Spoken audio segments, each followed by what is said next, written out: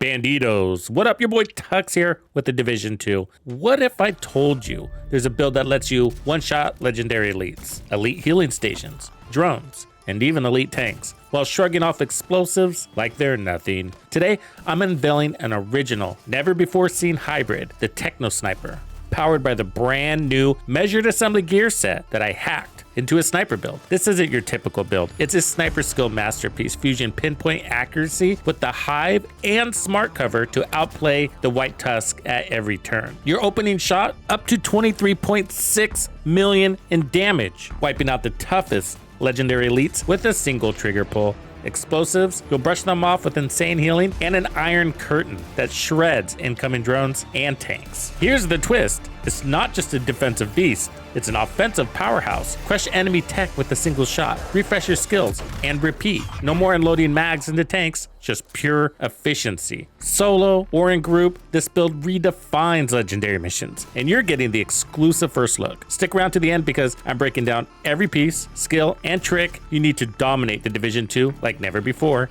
Let's do this. Wait, did we just become best friends? So nice to meet you. I think you're cool. Piece of shit wristwatch. I do have two build versions that I'm going to be sharing with you today. Tons to run through. So let's start with the build basics. This is the brand new gear set measured assembly. It gives you skill haste, incredible repair skills at 60%, and 40% explosive resistance. This build does get stronger in group, but for most of the gameplay, I'm going to be showing you legendary solo. I did get some legendary group play in here, but I'm not going into all the major team advantages to yourself here because of some of the reasons that I explained during the review of this gear set, but I will go into more detail after the build. What we're after is the second part. So mortars and enemy skills that enter the range of your hive or your smart cover will be destroyed. It's got a 10-second cooldown. This is the build recipe. Very simple. Headshot damage, weapon damage. So you're going to be farming for pieces that have headshot damage already on it so that you can change the core to whatever color you want. My advice is to go into countdown or craft. The gloves are going to look exactly the same. Here are the knees. And finally,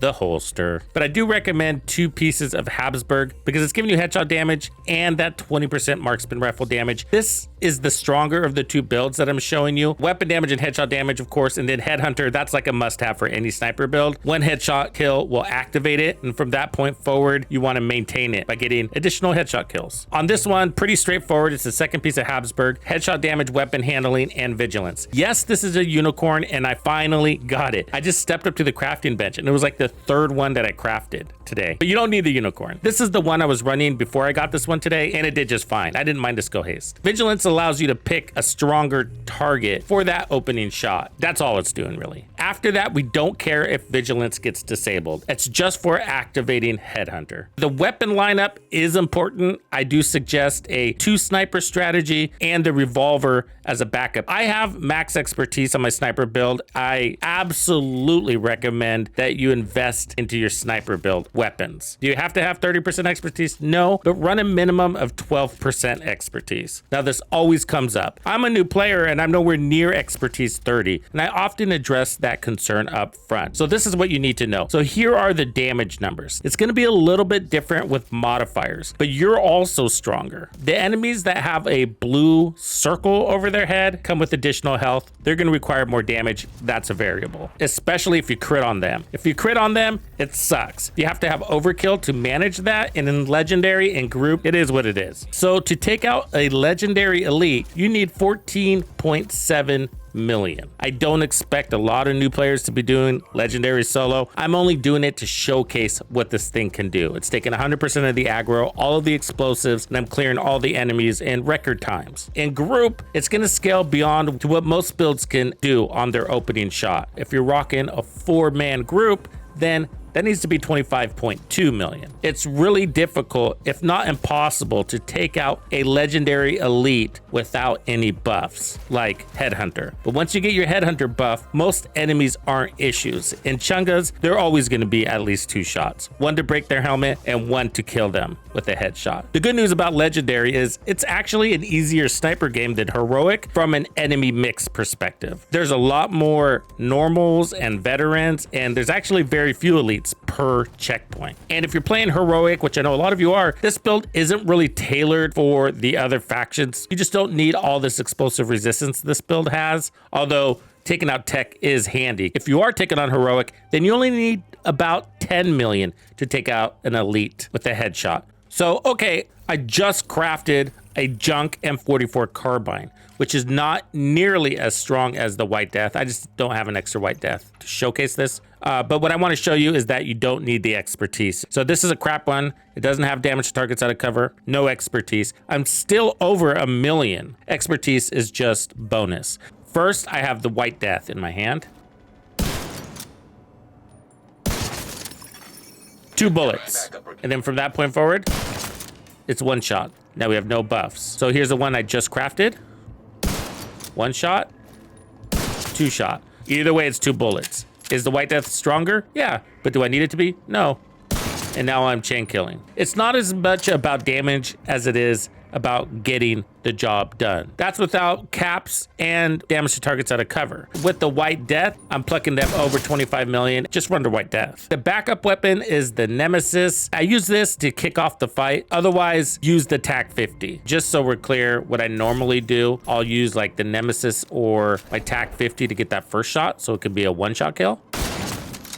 And then I switch to the White Death, and it'll also be a 1-shot kill. Either way, it's 2 shots, but this gets you to a higher kill shot value faster. And the TAC50 in this case is going to be pretty darn strong. So here's what the Nemesis can do. First shot. Let me clear that. Here's what the TAC50 can do.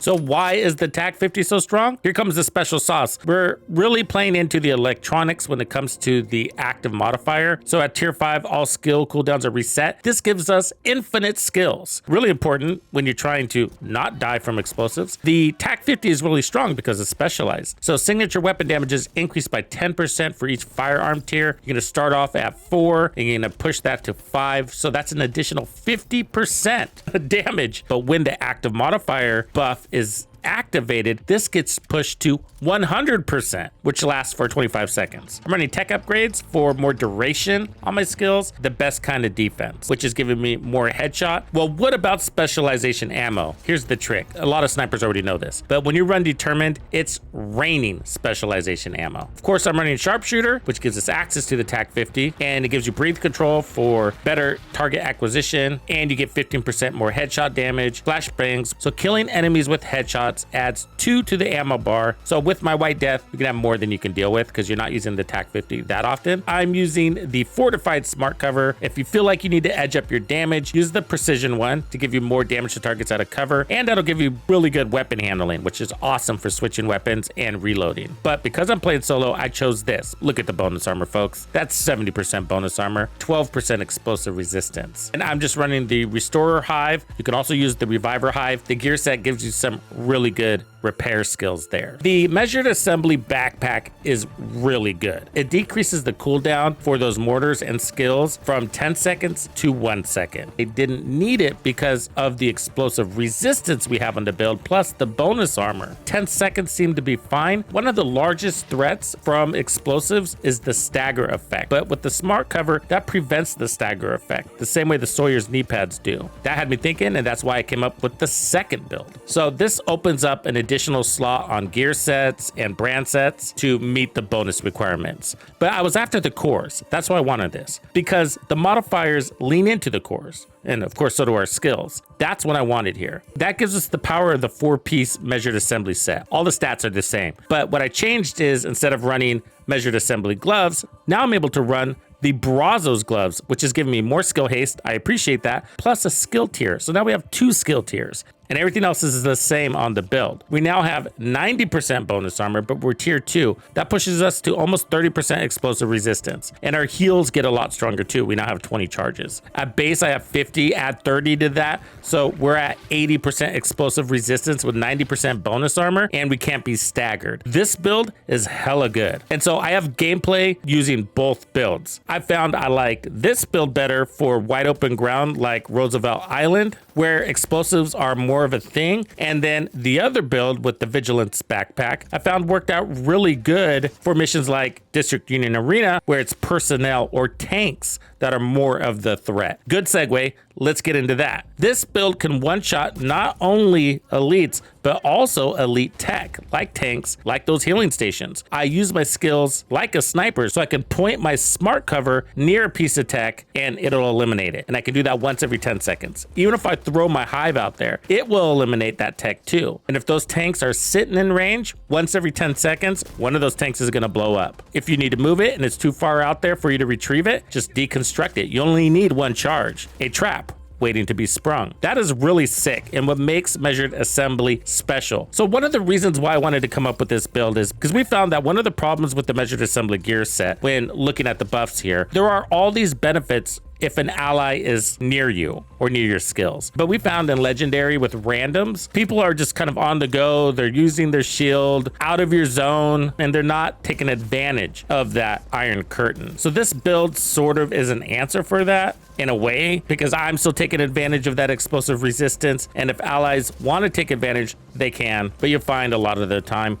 they aren't. The downside is the hive, because allies might be eating up your hive, so just look out for that. Drop it as you need it. Your cooldowns are going to be really fast, by the way, so in certain spots, if you need to whip out an EMP sticky instead of your smart cover to take out a piece of tech, go ahead and do that too. Very handy for warhounds. Thank you for hanging out with me. I'm Tuxedo Bandido, and if you found this video helpful, be sure to hit the like, subscribe, and turn on your notifications so you don't miss out on the good stuff I have coming for you. And if you like content like this, be sure to check out the video I have recommended for you right here. If you have anything you would like me to cover, be sure to let me know in the comments below. And thank you to all the channel members and donors who make things possible. Tux Nation wouldn't be the same without you. When you buy a game from Ubisoft, enter the creator code Tuxedo Bandido to support the channel. Easy peasy. Wait, did we just become best friends?